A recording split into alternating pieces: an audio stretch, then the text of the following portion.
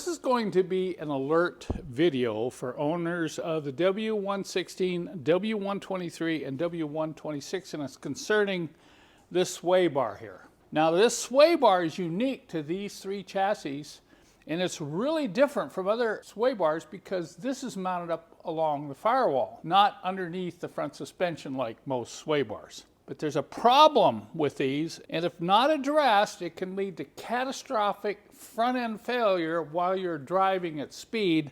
I'm going to put this up on the bench now. I'm going to explain what that problem is. You can see that this sway bar is well hidden back on that lower part of the firewall. There are a couple problem areas. One would be the attach points right here. There are two brackets that clamp onto this rubber bushing that hold this up against the firewall. And the other area of concern is right here. This is probably the most critical, and that's where the bar goes through the upper control arm. You can see there's a couple of bushings here. Now what I'm going to show you is a sway bar off a W123 here in the Pacific Northwest. We don't have road salt.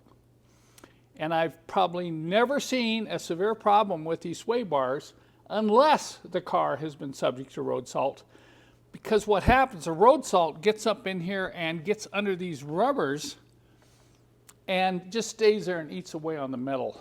Some of you might ask, well, Ken, how do you tell if your car has been subject to road salt? You'll know, just jack it up. If you have rust all over the place underneath the front or rear of the car, flaky rust, heavy flaky rust, then your car has been subject to road salt. This has got a little bit of rust showing here, see that? But it's not flaky.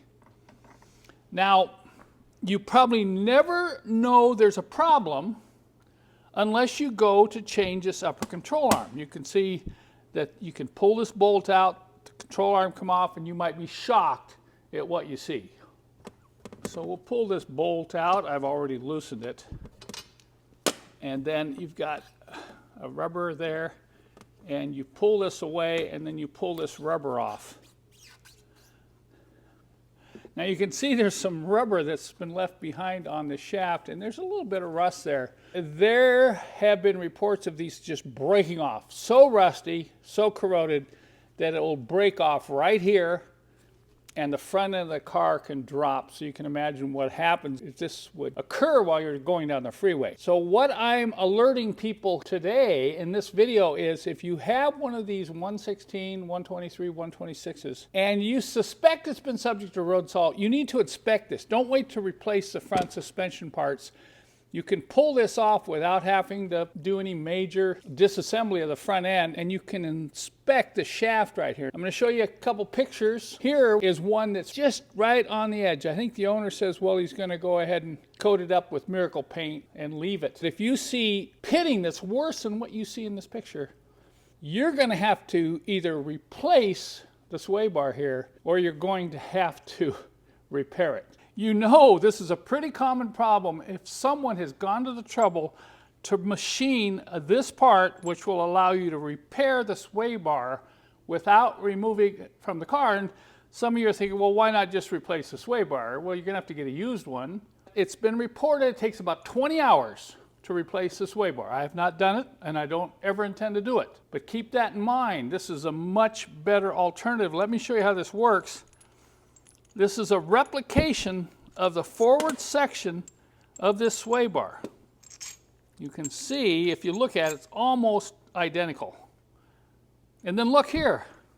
It's been machined out so it fits right on over the top. Now the instructions come with measurements on how far back to measure this and cut this off. This is a solid bar. You're just going to cut it off. Clean this up, sand it, rough it up, because you're going to weld it, and you're going to slide this back on, and then you're going to MIG weld it to the sway bar.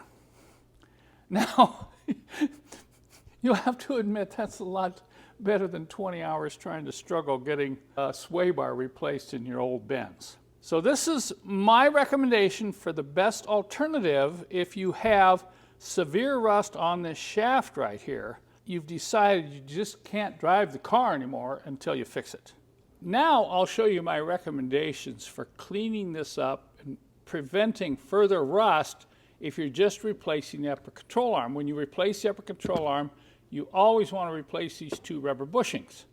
But if you notice here, this is kind of rough, and it's got some excess either rust or rubber right there on the end. So you want to make sure you clean this completely off. See that?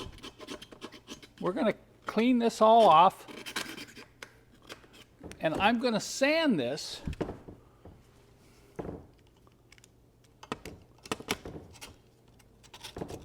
And then we're going to come back and coat this with Miracle Paint. We'll clean up the washers as well. Now I am going to be offering a stainless steel bolt replacement for this. If you're doing this job, if you purchase a upper control arm and bushings, this will be available separate if you'd like to exchange this for stainless steel so you never have to worry about the bolt. Now I unfortunately do not have a source for stainless steel washers. These are kind of a specialty washer, so we're going to clean these up on the wire wheel and coat these with Miracle Paint as well. I have really gone to town scraping this shaft. Look how much junk came off. Between this and this back here, this was a big surprise back here in the back. This actually is more heavily pitted than the shaft here. But I thoroughly cleaned this, scraped it, sanded it, put some cleaner on there, and totally let this dry off. I want to show you this right here because there's a lesson to be learned. If you look at the main bar here where I clean this up, the pitting in the steel is worse than what it was under those rubber bushings. Isn't that something? Remember, this is being painted with normal paint.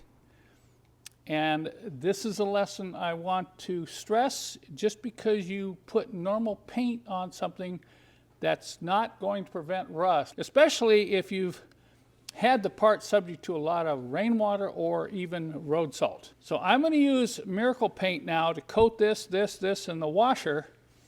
I know some of you are saying, well, why don't you just clean it up and paint it? Well, I just showed you why we don't use paint here. If you're not familiar with Miracle Paint or you have not used it before, it does stick to rust. It likes sticking to rust, but it can't be loose, flaky rust, nor can it be dusty rust. You know, after you scrape and sand everything, you need to clean this thoroughly. Acetone, I found, works very well too for prepping this prior to coating. And not only does Miracle Paint like to stick to rust, it likes to stick to everything else. Your clothes, your skin, your workbench. Keep that in mind. Protect the surfaces because once it hardens, it's very hard to get off. And you notice with this washer, I've cleaned it as best I can. There's no reason to sandblast it if you're using Miracle Paint, but I'm only going to be able to coat one side at a time, and then I'll have to let it sit overnight. And always wear gloves. I can't stress that enough. We're going to hold this down with a screwdriver. I put on a nice thick coat like that. It flows real well too. Okay. Now we'll coat this. If you get on one nice heavy coat, that's all you need here because you don't want it too thick. Try to keep it out of the threads. We're going to coat that bar back here, which was reasonably heavily pitted. And of course, we've got to get the back side of the washer. Once you get it on there and you know you've covered all the surface, then come back and just lightly stroke it. Notice here I'm not using a $10 paintbrush because these paintbrushes will have to be thrown away. It's literally impossible to clean a brush. Now watch as I stroke this, and you will actually be amazed at how well this will flow out. Okay, let this harden for a day before you reassemble it, but you can rest assured that you're not going to get any more rust on this probably as long as you own the car or even in your lifetime.